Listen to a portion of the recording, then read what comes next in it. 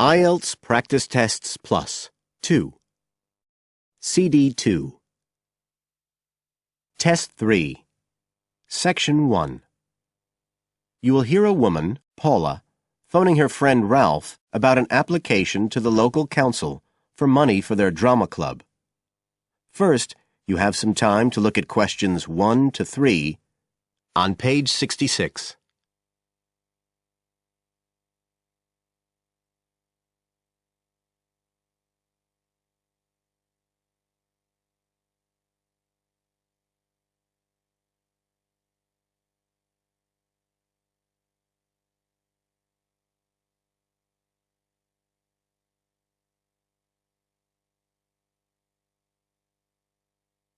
You will see that there is an example which has been done for you.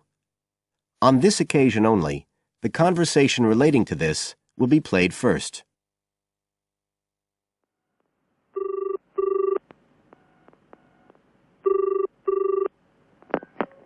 Hello? Ralph, it's Paula. Hi. You know I told you we could apply to the local council for money for our drama club? I've got the application form here, but we need to get it back to them by the end of the week. I could send it on to you. You really ought to fill it in as president of the club, but I don't know if it'll get to you in time. Well, you're the secretary, so I expect it's okay if you fill it in. Yeah, but I'd really like to check it together. Right, that's fine. Like, the first part asks for the main contact person. Can I put you there? Sure. Right, so that's Ralph Pearson. The man's name is Ralph Pearson, so Ralph Pearson has been written in the space. Now we shall begin. You should answer the questions as you listen, because you will not hear the recording a second time. Listen carefully and answer questions 1 to 3.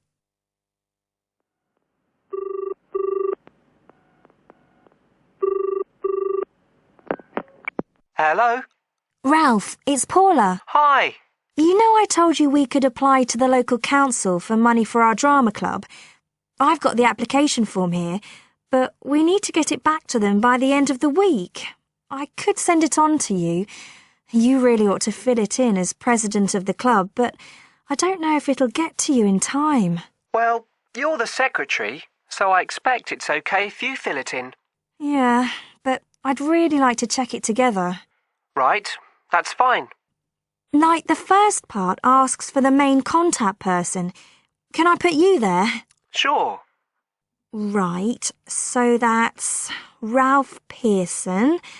Oh, and then I need your contact address. So that's 203 South Road, isn't it? No, 2:30. Oh, sorry, I always get that wrong. Then it's Drayton. Oh, do you think they need a postcode? Better put it, it's DR6 8AB. Okay. Telephone number. That's 01453 586 098, isn't it? Yes. Right. Now, in the next part of the form, I have to give information about our group. So, name of group, that's easy. We're the Community Youth Theatre Group. But then I have to describe it. So, what sort of information do you think they want? Well, they need to know we're amateurs, not professional actors. And how many members we've got. What's that at present, 20? 18.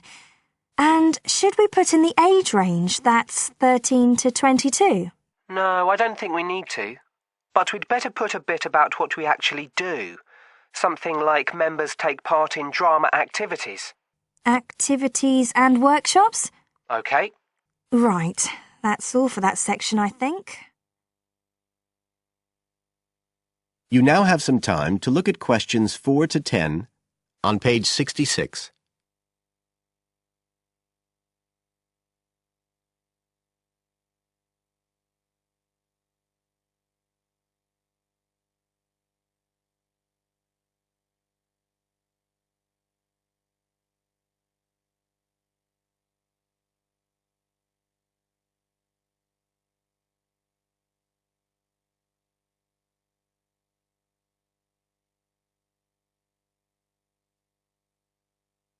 Now listen and answer questions 4 to 10.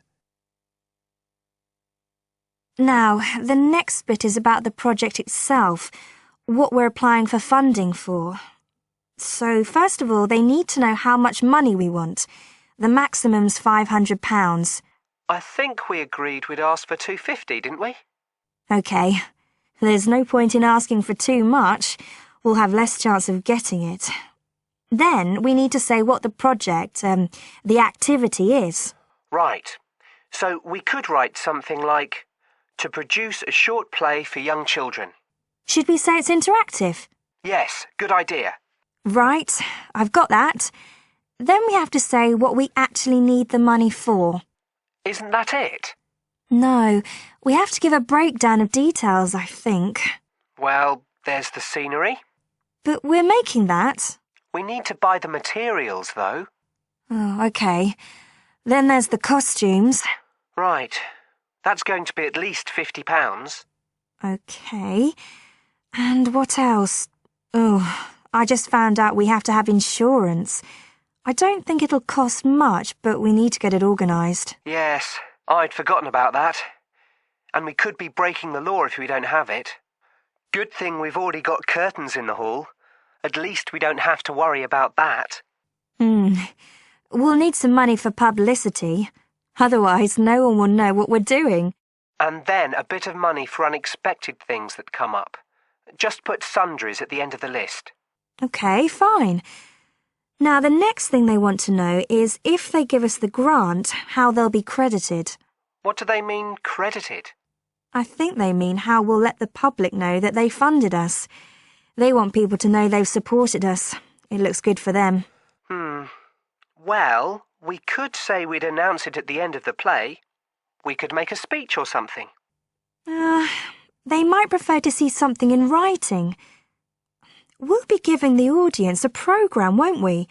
So we could put an acknowledgement in that? Yeah, that's a better idea. OK, and the last thing they want to know is if we've approached any other organisations for funding and what the outcome was. Well, only National Youth Services, and they said that at present funds were not available for arts projects. Right, I'll put that. And then I think that's it. I'll get that in the post straight away. I really hope we get the money. I think we've got a pretty good chance. Hope so, anyway. Thanks for doing all this, Paula. That's OK. See you soon. Bye. Bye. That is the end of Section 1. You now have half a minute to check your answers.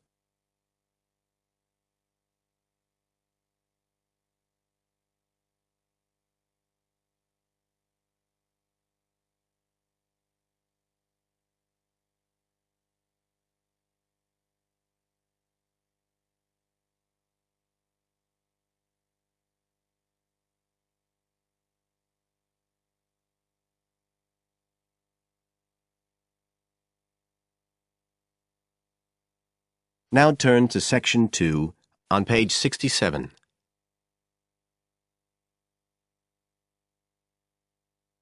Section 2. You will hear Joanne describing her home city of Darwin in Australia to a man called Rob, who hopes to go there. First, you have some time to look at questions 11 to 15 on page 67.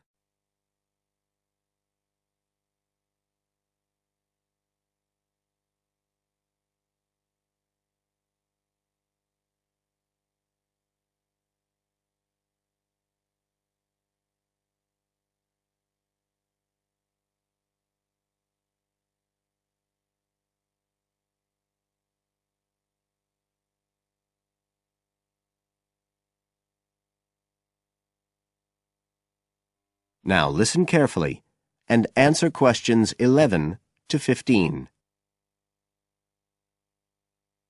Joanne? Hi, you must be Rob. Nice to meet you. So, I hear you're planning to visit Australia. Yeah, and I really wanted to talk to you because I was thinking of spending some time in Darwin, and my sister told me you're from there. That's right. So, tell me about it. Well, where shall I start? Well, Darwin's in what they call the top end, because it's right up at the northern end of Australia, and it's quite different from the rest of Australia in terms of cultural influences. In fact, it's nearer to Jakarta in Indonesia than it is to Sydney, so you get a very strong Asian influence there. That means we get lots of tourists. People from other parts of Australia are attracted by this sort of international cosmopolitan image. And as well as that, we've got the same laid-back atmosphere you get all over Australia, probably more so, if anything, because of the climate. But what a lot of the tourists don't realise until they get there is that the city's also got a very young population. The average age is just 29, and this makes the whole place very buzzy. Some people think that there might not be that much going on as far as art and music and dancing and so on are concerned because it's so remote. I mean, we don't really get things like theatre and opera in the same way as cities down in the south, like Sydney, for example, because of the transport expenses. But in fact, what happens is that we just do it ourselves. Lots of people play music, classical as well as pop, and there are things like artists groups and writers groups and dance classes. Everyone does something. We don't just sit and watch other people. You said it's very international? Yeah, they say there's over 70 different nationalities in Darwin. For instance, there's been a Chinese population there for over 100 years. We've even got a Chinese temple. It was built way back in 1887, but when a very bad storm, a cyclone in fact, hit Darwin in the 1970s, it was almost completely destroyed. The only parts of the temple that survived were part of the altars and the stone lions. But after the storm, they reconstructed it using modern materials. It's still used as a religious centre today, but it's open to tourists too, and it's definitely worth going to see it. Oh, and as far as getting around goes, you'll see places that advertise bicycles for hire, but I wouldn't recommend it. A lot of the year it's just so hot and humid. Some tourists think it'll be fine because there's not much in the way of hills and the traffic's quite light compared with some places, but believe me, you're better off with public transport. It's fine and not expensive. Or you can hire a car, but it's not really worth it. What's the swimming like? Well, there are some good beaches, but the trouble is that there's this nasty creature called the box jellyfish, and if it stings you, you're in bad trouble. So you have to be very careful most of the year, especially in the winter months. You can wear a lycra suit to cover your arms and legs, but I wouldn't like to risk it even so, personally. And there are the saltwater crocodiles too. I mean, I don't want to put you off. There are protected swimming areas netted off where you'll be safe from jellyfish and crocs, or there are the public swimming pools. They're fine, of course. You now have some time to look at questions 16 to 20 on page 68.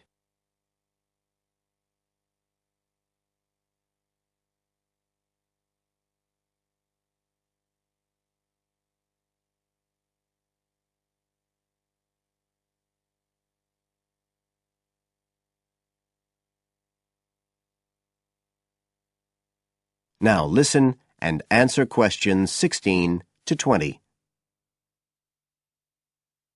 So which places would you specially recommend? Well, one of the most popular attractions is called Aquascene.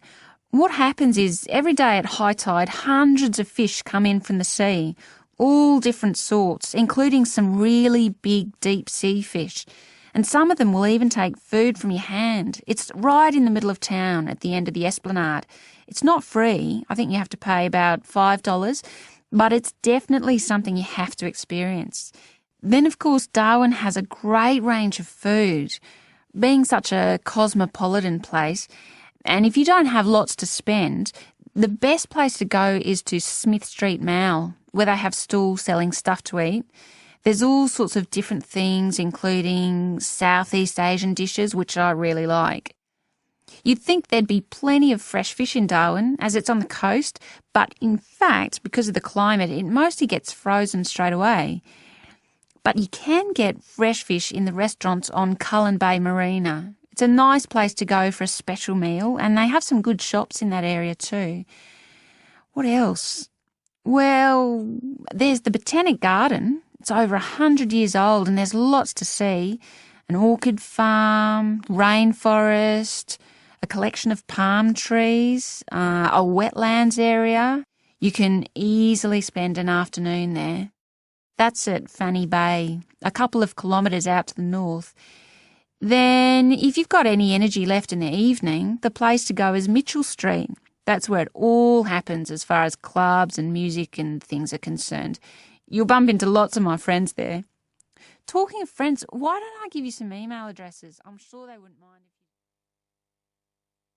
That is the end of Section 2. You now have half a minute to check your answers.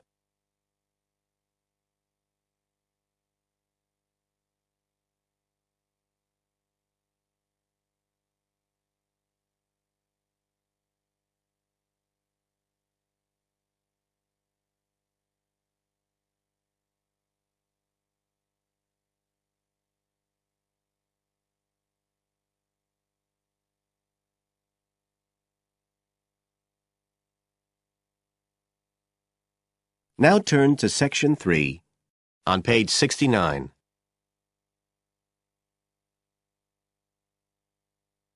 Section 3. You will hear two university students, Phil and Stella, talking to their tutor about their research project. First, you have some time to look at questions 21 to 27 on pages 69 and 70.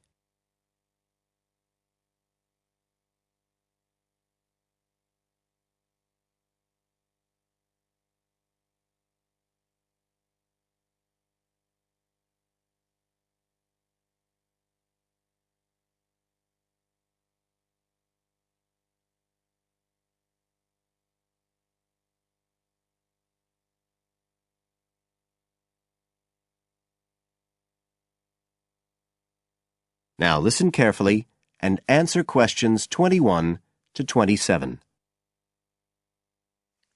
Come in. Ah, yes, Stella. Is Phil there too? Mm-hmm. Good. Come on in. Okay, so you're here to discuss your research project. Have you decided what to focus on? You were thinking of something about the causes of mood changes, weren't you? Yes, but the last time we saw you, you suggested we narrowed it down to either the effects of weather or urban environment. So we've decided to focus on the effects of weather. Right, that's more manageable. So, your goal is, Phil? To prove the hypothesis, no, to investigate the hypothesis that the weather has an effect on a person's mood. Good. And what's your thesis, Stella? Well, our thesis is that in general, when the weather's good, it has a positive effect on a person's mood, and bad weather has a negative effect. Can you define your terms here? For example, what do you mean by good and bad? OK, well, good would be sunny, warm weather, and bad would be when it's cold and cloudy or raining. And how would you define an effect on a person's mood? What would you be looking to find? An effect on the way a person feels. A change in the way they feel? Like from feeling happy and optimistic to sad and depressed. Right. And what sort of weather variables will you be looking at? Oh, sunshine, temperature, cloudiness, precipitation, among others. It'll depend a bit what the weather's like when we do the survey. Fine. We'll talk about that in a minute. But first, what about background reading? I gave you some suggestions. Did you manage to read any of it? Yes. We read the Ross Vickers article, the one comparing the groups of American Marines training in summer and winter. That's quite relevant to our study.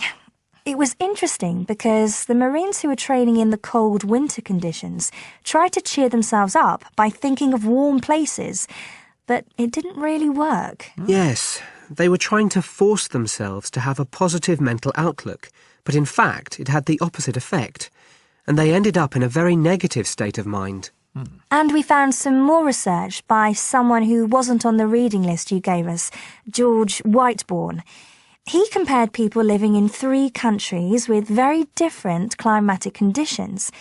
Actually, he looked at several things, not just the weather. But he found some people's reactions to bad weather were much worse than others, and it was linked to how stressed they were generally. The weather on its own didn't have such a significant effect on mood. And we looked at a paper by Haverton. Yeah, he broke weather up into about 15 or 16 categories and did qualitative and quantitative research. He found that humans respond to conditions in the weather with immediate responses, such as fear or amazement. But these responses can also be linked to associations from their earlier life, such as a particular happy or sad event. Did you have a look at Stanfield's work? Yes. It was interesting because the type of questions he asked was similar to what we were planning to use in our survey. Yes. He asked people how they were feeling on days with good and bad weather. He found the biggest factors seemed to be the humidity. Moods were most negative on days with a lot of rainfall. Long periods without sunshine had some effect, but nothing like as much. That could be quite a useful model for your project. Yes, we thought so too. Although we can't continue our survey for as long as he did. He did his over a 6-month period. You now have some time to look at questions 28 to 30 on page 70.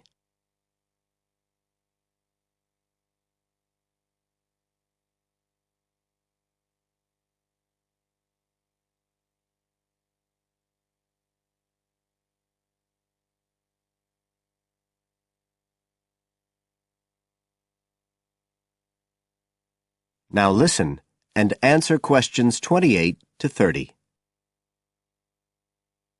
Right. Well, you've made quite a good start. So, where are you going from here? Well, we've already made the questionnaire we're going to use for the survey. It's quite short, just 8 questions. We're aiming to survey 20 people over a period of 3 months from October to December. We can't specify the actual dates yet because it depends on the weather. We want to do the survey on days with a range of different weather conditions. And we'll just be working on campus, so our data will only be statistically sound for the student population here. That's okay. Have you thought how you'll determine what will constitute each aspect of weather, and how many you're looking at? We decided on 4. The amount of sunshine, cloudiness, temperature and precipitation. We thought we might use the internet to get data on weather conditions on the days we do the survey, but we haven't found the information we need, so we might have to measure it ourselves. We'll see. Then we've got to analyse the results, and we'll do that using a spreadsheet, giving numeric values to answers. And then, of course, we have to present our findings to the class, and we want to make it quite an interactive session. We want to involve the class in some way in the presentation, maybe by trying to create different climatic conditions in the classroom, but we're still thinking about it. I see. Well, that sounds as if you're on the right lines. Now, what I'd suggest that you think about, in addition to the work you... That is the end of section 3. You now have half a minute to check your answers.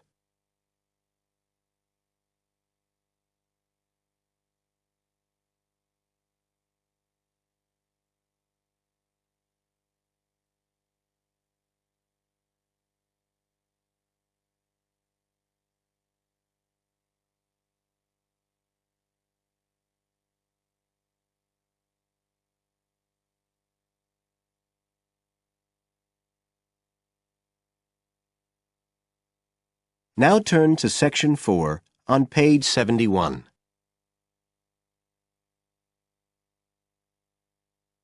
Section 4. You will hear a lecturer in education talking about some experiments done in the USA to investigate the effects of reducing class sizes. First, you have some time to look at questions 31 to 40 on pages 71 and 72.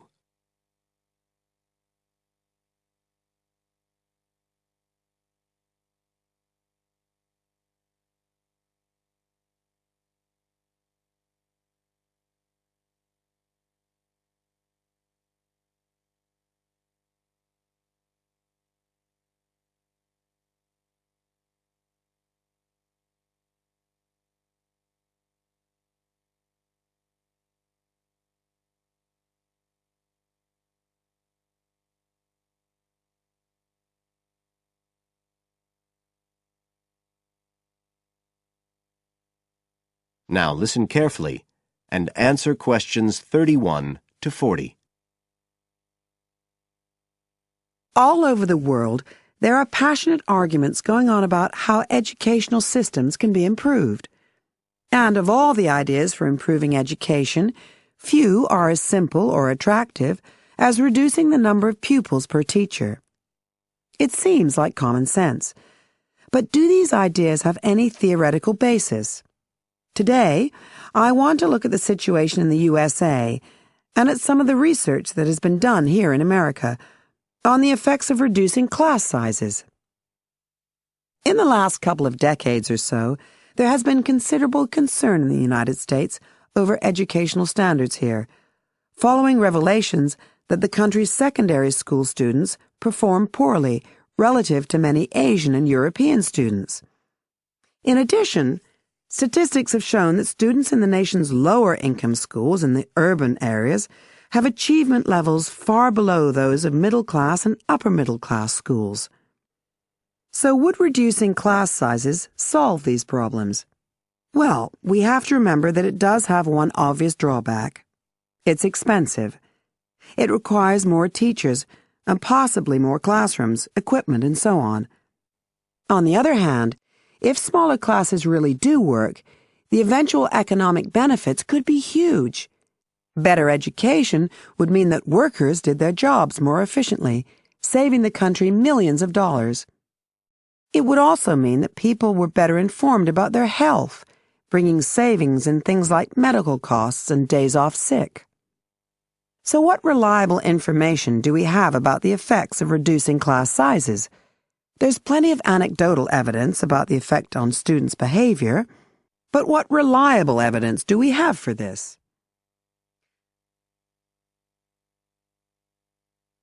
Let's have a look at 3 research projects that have been carried out in the USA in the last couple of decades or so. The first study I'm going to look at took place in the state of Tennessee in the late 1980s. It involved some 70 schools. In its first year, about 6,400 students were involved, and by the end of the study, 4 years later, the total number involved had grown to 12,000.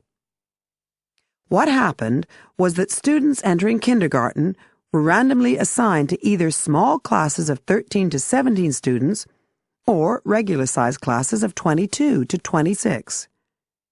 The students remained in whatever category they had been assigned to through the 3rd grade, and then, after that, they joined a regular classroom. After the study ended in 1989, researchers conducted dozens of analyses of the data. Researchers agree that there was significant benefit for students in attending smaller classes, and it also appears that the beneficial effect was stronger for minority students. However, there's no agreement on the implications of this. We still don't know the answer to questions like how long students have to be in smaller classes to get a benefit, and how big that benefit is, for example. The second project was much larger and took place in California. Like the Tennessee study, it focused on students from kindergarten through to grade 3, but in this case, all schools throughout the state were involved. The experiment is still continuing, but results have been very inconclusive, with very little improvement noted. And the project has, in fact, also had several negative aspects. It meant an increased demand for teachers in almost all California districts. So the better-paying districts got a lot of the best teachers, including a fair number that moved over from the poorer districts. And there were a lot of other problems with the project. For example, there weren't any effective procedures for evaluation. All in all, this project stands as a model of what not to do in a major research project. A third initiative took place in the state of Wisconsin at around the same time as the California project began, and it's interesting to compare the two. The Wisconsin project was small. Class sizes were reduced in just 14 schools, but it was noteworthy because it targeted schools at which a significant proportion of the students were from poor families, compared with California's one-size-fits-all approach. Analysts have found that the results are very similar to the Tennessee project, with students making gains that are statistically significant and that are considerably larger than those calculated for the California initiative. Now, I'd like to apply some of these ideas to the latest. That is the end of Section 4. You now have half a minute to check your answers.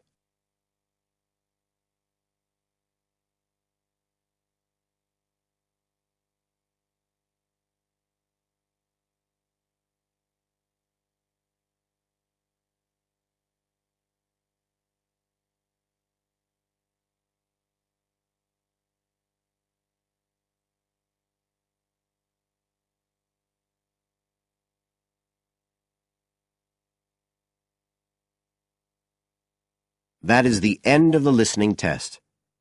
You now have 10 minutes to transfer your answers to the separate answer sheet.